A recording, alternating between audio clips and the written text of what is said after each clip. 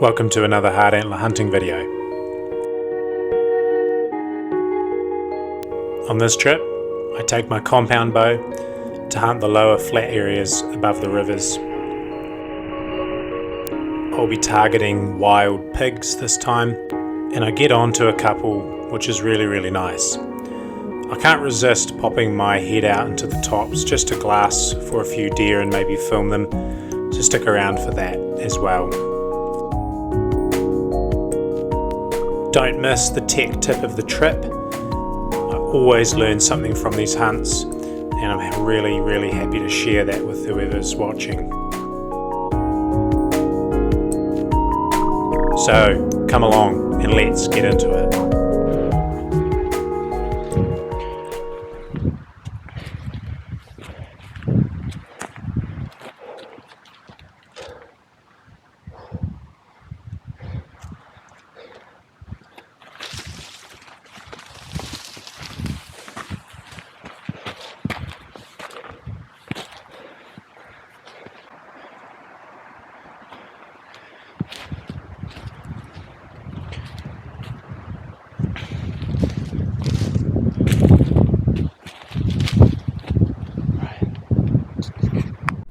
I get to the top of this ridge area where I usually find animals, and I just keep bumping into goat after goat after goat, and they're all brown, of course. They all look like pigs, but I keep moving through.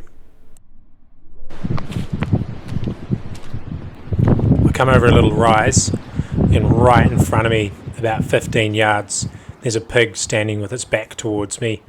So I actually snuck back behind this tree and got my quick release aid on and ready to take the shot.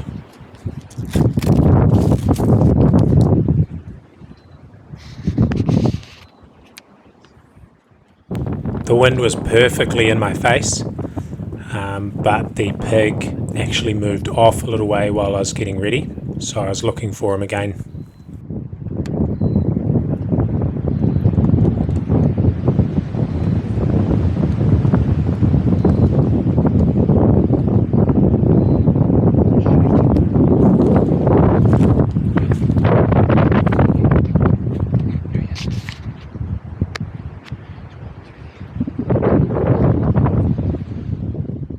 You'll see me here sliding the HHA optimizer sight to 20 yards, getting all ready.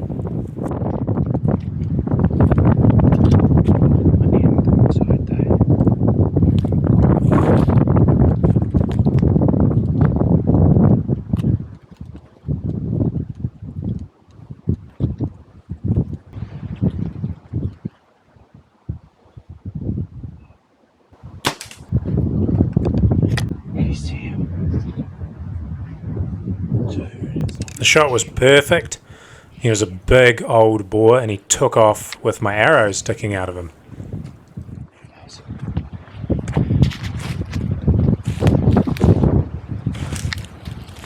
Wow.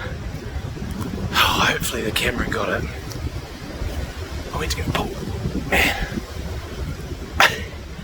My arm's so sore. I went to go pull back. I got caught in a tree with this arm. I didn't realise, so I just kept pulling and my arm went pop. I was like, oh. I was pulling real hard. The arrow's like, I don't know why, maybe because it was a boar shield, hit it in the shield, it just didn't penetrate very far. Oh, that was sweet. I'm going to go look for some blood, and then I'm just going to go sit down and wait for 20 minutes. Nah, that's gutting. I lost him. Jeez, I've been looking for blood for about an hour, pretty much. Went right back and followed his prints as far as I could. And I lost him. It's a real shame that after I shot him, that he saw me, because then he knew he just bolted. He had arrows sticking out the side, right in the right spot.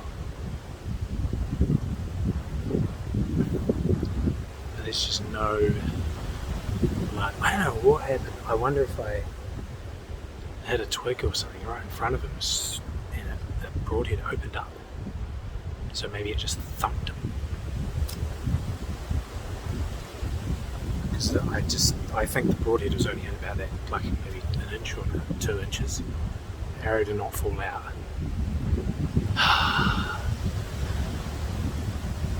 Mechanical broadhead. I don't know.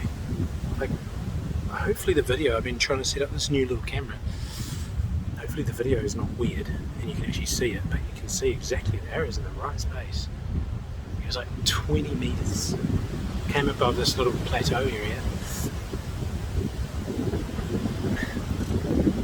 The wind was like right in my face. And I thought to myself before, it's like a really nice little area with a lot of travel, like tracks through here, and then he was just standing right there. I wasn't expecting that at all. So, but now that pretty much means I need to hightail it up back because I'm running out of light to get to my campsite. So I better go.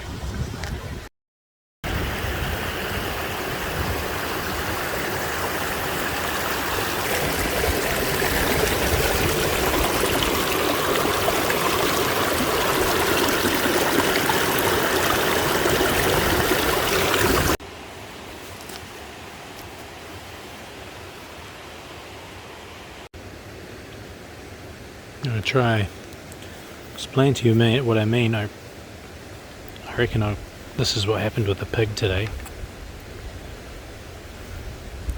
Because something didn't work. So this is a mechanical broadhead. So what it's designed to do is, as you shoot at the animal, these levers hit the animal, right? And they open out. They open up like that and like create a huge cut. You can see that. I don't know, I can't remember how long the blade is and all that, but like, yeah, there's my thumb in there, so it's pretty wide. I think it's like 2 inches, 50 mils. But I wonder if what happened today was that just blew up on the pig's skin, kind of, because it was definitely a boar. He had a big long tail, definitely an older boar. And I just wonder if that broadhead just blew up on his skin and got stuck in there and didn't come out as he ran off with my arrow. So, there you go. I reckon that's probably pretty plausible. So I don't know, guys, like, any bow hunters shooting pigs, boars, is it a no-no to shoot them with a mechanical broadhead through the shield? You know how they have a shield around their chest, like that's super thick. Is that a bit of a no-no? Let me know. I wonder if a fixed blade broadhead would have actually right through him, because yeah, I mean the shot was like absolutely a money shot. I had no qualms. 20 meters, 20 yards ish, probably less actually. It was probably like 16, 17 yards, and he just ran off. No blood, no nothing. I actually think he'll be fine. He'll probably just walk that one off, get the arrow out and walk it off. But yeah, let me know if you think I don't know, maybe I'm not quite right with that one. I did hit him with one of my wide heads as well. This one's a bit narrower. Probably would have been, I didn't even think about that. I probably should have shot him with, like a less, same grain. But yeah. Oh, and in case you're wondering, I'm shooting, I think it's about 82 pounds or something, like it's around 80 pounds. Archery Direct in Hamilton set it up for me. And so like, I'm shooting a 350 or 400 spine? I can't remember. They haven't actually picked up the bow in a long time. Oh, 350 spine.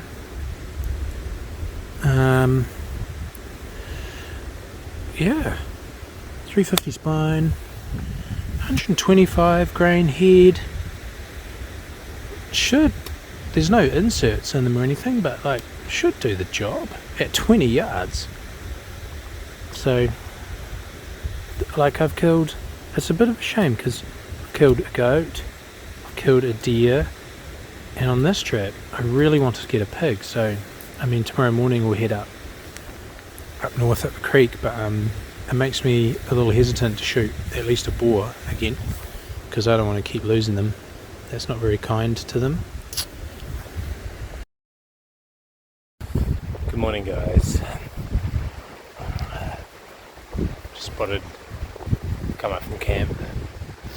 Pretty good night's sleep. It's very windy, but the wind's kind of died off a bit, but just seen a couple of deer. I'll get the big camera on it soon. But they're like 750 yards and at 750 altitude. So with the bow that's not going to work. I won't get there in time. So last night I was actually hoping to camp. Going up this area a little bit. But because of that debacle with the pig, ran out of time. It's okay. I'll get the big camera on them. I've never seen a good stag in this area, so I'd like to make it could be a good stag. I don't know. Have a look. So that stag is way up in there, and he's definitely not the type of stag that I'm going to go all the way over there for. So I carry on.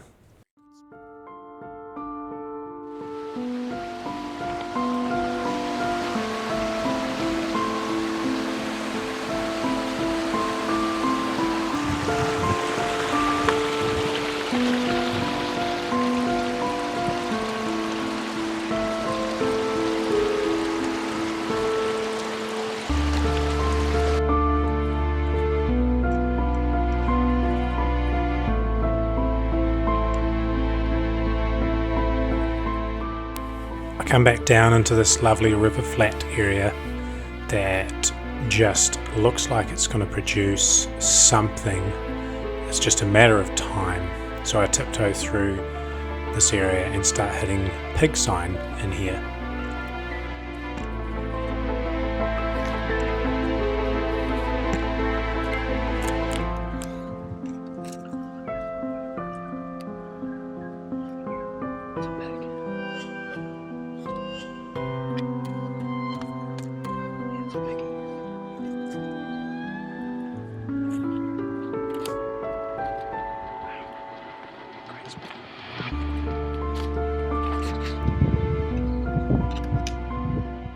In this shot, I've actually just spotted a pig over a little rise, so I've dumped my bag off, accidentally left my camera running.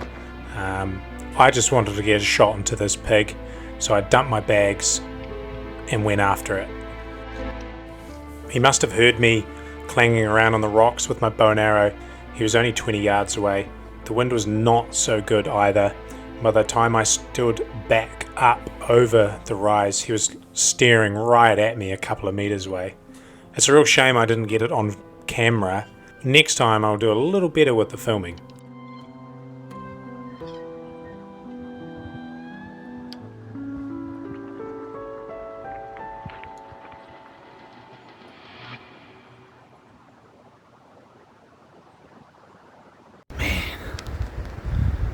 I just missed out on another pig. So I came across the river and the area is just beautiful. Have a look. It's just stunning. All this flat land. Oh, that's so gutting. I could have pinged a shot through the trees, but I was just like, no, I need to get it. It was only a little guy, like a 50-pounder.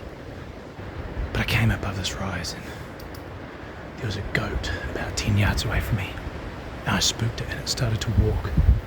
And I looked back down and about 30 yards there's a pig. And I think the goat walked above the pig.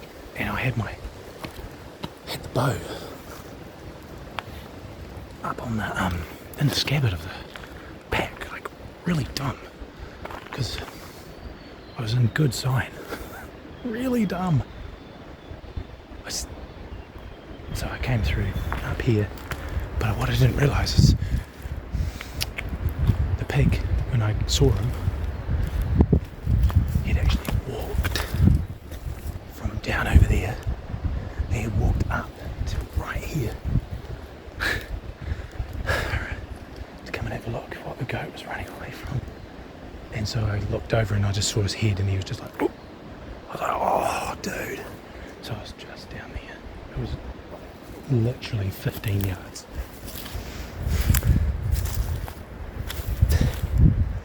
It's a real shame, but that's okay. I know where they are. So yeah, missed out on it. I could have pinged an arrow through the trees here while he was running, but just won't do it. We'll break an arrow. But yeah. So what I'm going to do, just have a good feeling about this area. I know, if you're watching this, this is that triangle I talked about once. It's amazing. There's stag rubbings, there's all sorts in here. So I'm going to turn the camera off and actually do some hunting. Welcome to the tech tip of the trip. Not going to be tech really, but yeah, my tip for this trip here. So come on. Okay, I'm just gonna cruise in the hammock for this. Get back to camp and have a little swing. It's lovely. It's my biggest tip for hunting a particular area. I had an uncle correctly tell me once, when I first started hunting public land, I was 17 or 18 I think. I started hunting all over the show. Little hunt here, little hunt over there, chopping ranges. Nothing wrong with it, but he correctly pointed out, he said, no, just decide what kind of country that you like, what kind of terrain that you like. No point hunting an area that you really don't even like coming into. And he said, just stick at it, don't change. And that would be my tip from this trip is I hunt the Remutakas pretty much exclusively, and once you learn how the animals in here work, you know what to look for in the streams, how much water is in the streams, all that sort of stuff, where the areas of feed are, where not to hunt, where you can't walk, generally how all the ridges work, you can actually become very successful in your one area. When I first started hunting here, it took me I didn't see anything for about a year. I was quite used to farm hunting, which I didn't even carry a pair of binoculars for. So coming into here, to the Remutakas, I didn't see anything. Didn't hear anything, didn't see anything, had no idea, and so I started going elsewhere in other places, and I had the same thing. So I guess this is more of an encouragement to anyone starting hunting, is go into an area and just commit to that area. Even if you don't see anything for the first 5 or 6 times or whatever, it will happen. You'll start to figure things out pretty quickly, like you'll start to figure out what altitude the deer are at, and get into an area, just commit to it. Like I just had it this morning with that basin. I've looked into that basin from a long way off, just glassing open areas for so long, and I've never seen anything in there. So I've never bothered to venture in there, but this morning when I ventured in there, I spotted 2 deer. So they were just tucked in out of sight where you can't see them from the obvious. So I actually figured out a campsite while I was in there just before, and a place where I'd be able to shoot quite comfortably 300 or 400 yards and get a deer. So yeah, you figure it out as you go. But I would say don't chop and change. Just commit to one area and you will figure it out. There's my tip of the trip. Just stick at it. Keep at the same range. That's not to say you're not allowed to change, but you'll find yourself a lot more successful, and you'll really enjoy the area a lot more if you just keep at the same area. Alright guys, I'm all packed up and I am out of here. I am going to have another look. I feel bad about that pig, so I'm going to have another look. Oh, he's probably an hour and a half, hour-ish downstream, so I'll have a look for him again.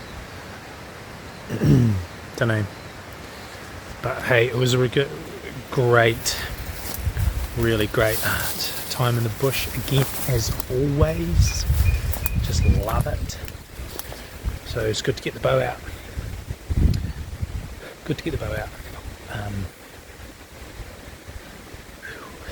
I hope you enjoyed that. I love the banter, even if it's negative.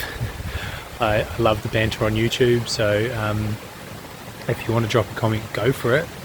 I always enjoy that, kind of fun. So, but yeah, I'll see you on the next one. See you the next time.